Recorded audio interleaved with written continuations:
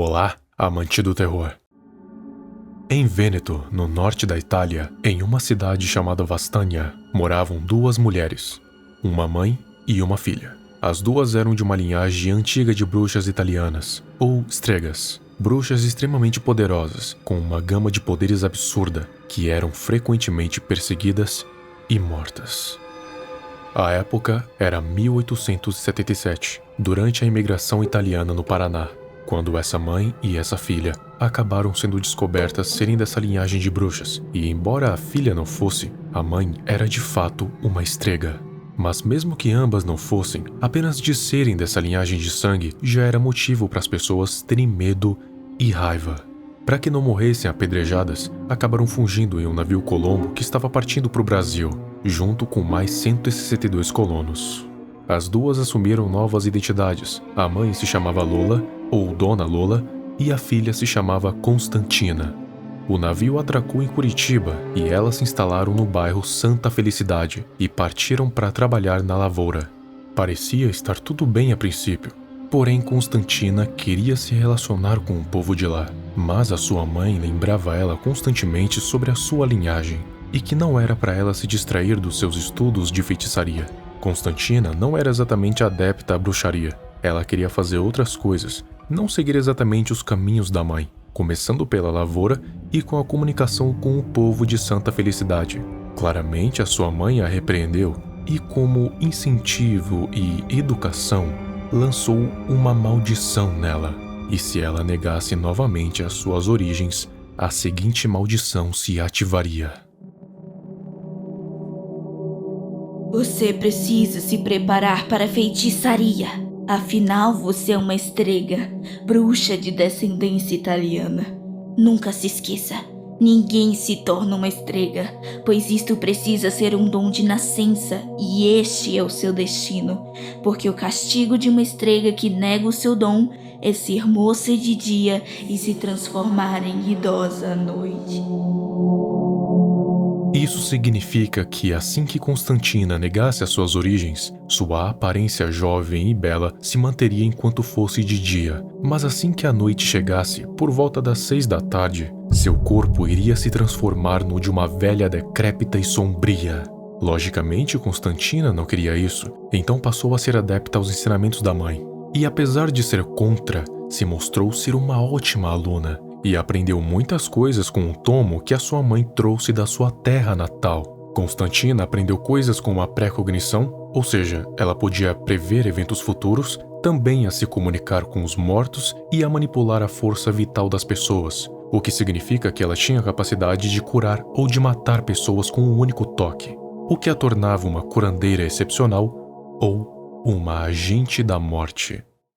Havia chegado a hora de Lola ensinar Constantina a famosa arte nefasta da necromancia. Ela levaria a filha para o cemitério da cidade para que levantassem alguns mortos debaixo da terra, isso no meio da madrugada para que ninguém as visse. Mas o que elas não perceberam foi que um garoto imigrante chamado Giacomo, que tinha uma certa afeição por Constantina, estava passando pela rua naquela hora e percebeu as duas conversando sorrateiramente pela praça da cidade e resolveu segui-la sem ser percebido. Ele a seguiu até o cemitério e ficou em completo choque quando viu elas entrando e levantando alguns dos mortos das covas. Giacomo não conseguiu conter o seu grito de horror e logo em seguida desmaiou. Constantina ficou arrasada, pois não queria que ninguém a visse daquele jeito, e saiu correndo, abandonando a sua mãe, os mortos e o Giacomo no cemitério. Ela chegou em uma região florestal que mais tarde seria conhecida como Campo Largo, e achou uma casa abandonada, onde ela resolveu passar a noite, e logo se fixou ali. Anos depois, ela veio a descobrir que a sua mãe tinha sido presa pela morte do garoto e pela violação das covas, e acabou enlouquecendo pelo abandono da filha, e acabou morrendo lá mesmo. Constantina ficou triste, é claro, mas acabou sendo melhor assim. Com o tempo, Constantina acabou ficando conhecida pelo povo como uma curandeira que conseguia curar qualquer doença ou ferida de qualquer pessoa, não importava qual era. Ela ficou conhecida por fazer diversos milagres com seus poderes misteriosos, e embora fosse um serviço voluntário, ela era agraciada pelo povo com os mais diversos presentes, comida inclusive, o que permitia a ela sobreviver naquele bosque. Mas claro que nada ficaria bem por muito tempo, afinal, Constantina era uma estrega. Lembra da maldição que a mãe lançou sobre ela? Então, não demorou muito depois disso para que a maldição se ativasse. Por ela não usar muito a sua magia, ela meio que acabou se afastando da sua origem, o que acabou resultando em ela ser jovem de dia, mas se transformar em uma idosa sombria de noite. As pessoas que passavam pelo bosque durante a noite tinham medo da velha, que parecia uma bruxa. E Constantina não queria de maneira nenhuma que as pessoas descobrissem que quem era a velha era ela. De maneira nenhuma. Por isso que se alguém, qualquer pessoa, por acaso testemunhasse a sua transformação ou sequer suspeitasse que ela e a velha eram a mesma pessoa, ela tomaria uma ação drástica: queimar os arquivos, matar as testemunhas e enterrar os seus corpos naquelas terras. Mas com o tempo, as pessoas com medo da velha pararam de visitar Constantina, e os alimentos foram parando de chegar aos poucos, e ela foi ficando sem opções. Então, agora, ao invés de enterrar os corpos, como ela sempre fazia, agora ela tinha passado a fazer algo diferente. Ela passou a consumi-los. E essa situação permaneceu por algum tempo, até que um garoto passou pelo casebre por volta das 6 da tarde e acabou testemunhando a sua transformação. E ela não percebeu. Então, ele correu até a vila e contou o que aconteceu. Os moradores ficaram apavorados, pois ouviram as histórias sobre as bruxas e decidiram ir todos de uma vez para matá-la. Ela percebeu isso, então fugiu floresta dentro e se escondeu em um declive, e os moradores incendiaram a sua antiga moradia. Desde então, Constantina nutriu um ódio profundo por aquele povo e passou a assombrar aquelas florestas.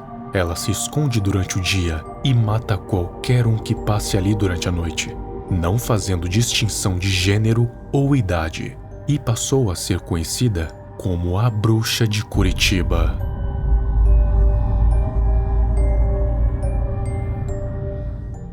Por muitos anos, várias investigações foram feitas por várias áreas diferentes. Por exemplo, um grupo Wicca foi até essa área para tentar contato com a bruxa ancestral de Curitiba, insistindo não ser apenas uma lenda urbana, e dizem que a bruxa aparece de noite para algumas pessoas escolhidas.